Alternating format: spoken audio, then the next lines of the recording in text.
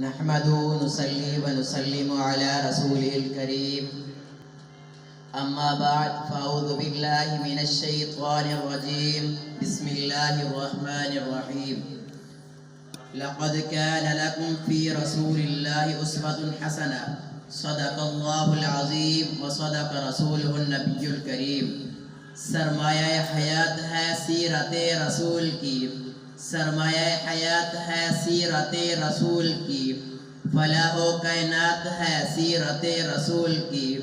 بنجر دلوں کو آپ نے سیراب کر دیا، بنجر دلوں کو آپ نے سیراب کر دیا، ایک چشمہ صفات ہے سیرت رسول کی۔ معزز سامعین اور میرے ہم مکتب عزیز ساتھیو، السلام علیکم ورحمۃ اللہ۔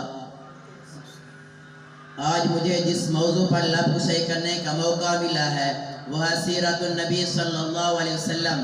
تینوں دنیا کی فلاح رسول کی تعلیمات اور آپ کی عادات سنت کی اتباع پر موقوف ہے، جو صرف نماز روزہ اور دیگر عبادات کی حد تک نہیں بلکہ دنیا کے ہر شعبہ اخلاق و عادات، معاشرت اور معاملات سب پر حاوی ہے۔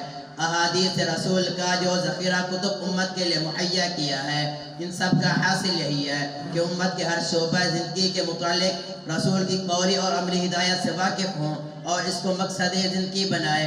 موجودہ دور میں جبکہ سرور کونین حضرت محمد صلی اللہ علیہ وسلم کی سنتوں سے مسلمان اپنے دین کی تعلیمات کو چھوڑ کر غیروں کے طور طریقے اختیار کر رہے ہیں، جناب صدر اس بات کی شدید ضرورت ہے کہ مسلمانوں کو بار بار اسلامی تعلیمات اور سرکار دو عالم حضرت محمد صلی اللہ علیہ وسلم کی سنتوں کی طرف دعوت دی جائے، کیونکہ مسلمانوں کی دنیاوی اور اخروی ہر طرح کی اصلاح و فلاح اتباع سنت ہی ہے۔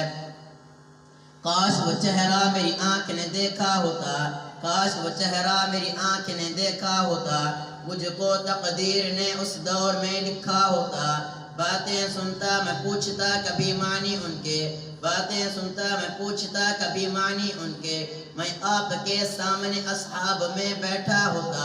ہر سیاہ رات میں روشن ہے حدیثیں ان کی، ہر سیاہ رات میں روشن ہے حدیثیں ان کی، آپ نہ آتے تو زمانے میں اندھیرا ہوتا۔ وما علینا الا البلاغ المبین۔